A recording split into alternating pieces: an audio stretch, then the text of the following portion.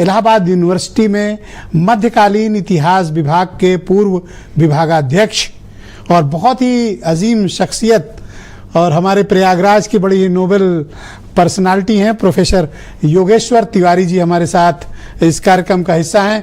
Professor साहब बहुत शुक्रिया, बहुत दिनों के बाद आप दिख रहे हैं, काफ़ी हैंडसम लग रहे हैं। लेकिन सर ये बताइए, ये इतिहास में क्या चल रहा है? अब इतिहास में देख तो रहे हैं क्या चल रहा है, देख तो रहे हैं इरफान क्या बोल रहे हैं। वो जो बोल रहा है वही करेक्ट इतिहास है। आप सोचिए कि वो कोट कर रहे हैं ताराचंद, बहुत बड़े इतिहासकार थे, जबकि ताराचंद अपने जीवन में ही जब उन्होंने पुस्तक लिखी impact of Islam on Indian culture, और जब उन पर उस पर प्रहार हुआ, बताइए इंडियन कल्चर पर इस्लाम का इम्पैक्ट, तो उन्होंने अपनी बुक रिवाइज करी।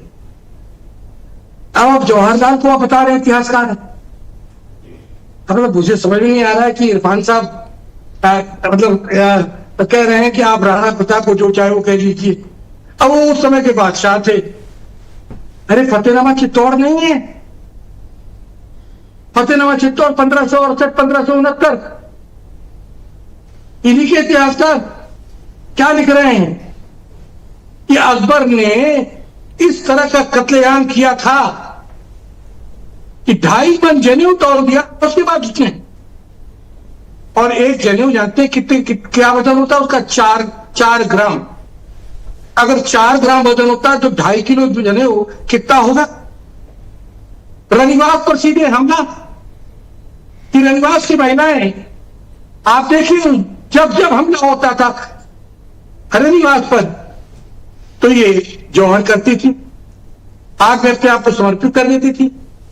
इनको यह ख्याल नहीं आता है कि औरंगजेब ने क्या कहा था कि उसके जीवन का उद्देश्य है कि जो भी गैर दीन का आदमी उसको मिले उसके सामने 2 विकल्प रखे, या तो वो ला इलाहा इल्लल्लाह पढ़ के उस दीन को स्वीकार कर ले, अन्यथा अपने सर के ऊपर जो गर्दन का बोझ है उसको हल्का करवा ले।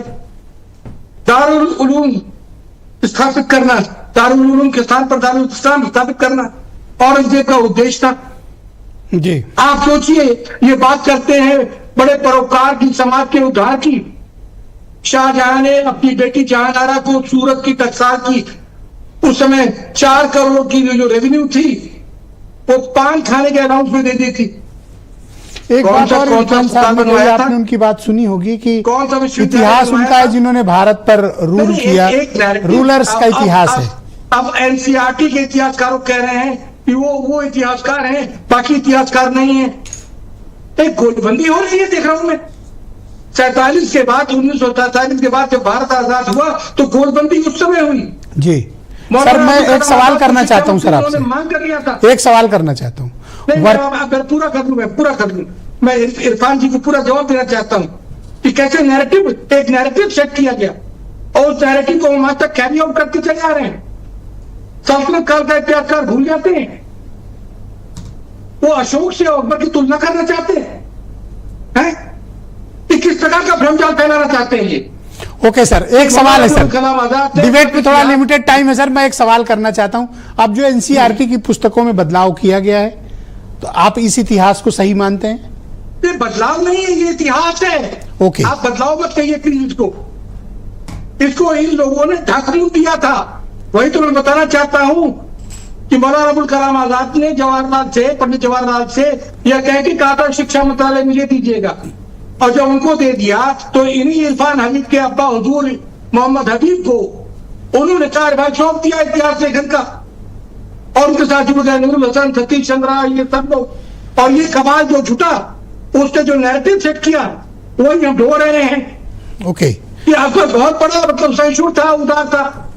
अकबर के जीवन का उद्देश्य इमाम आदिल बनना था, ये नहीं बताएंगे। दीन इलाही को धर्म बताएंगे। Thank you sir. मैं निवेदन करूंगा सर डिबेट को थोड़ा आगे बढ़ाना। हमारे साथ और भी कुछ बड़े अजीम शख्सियत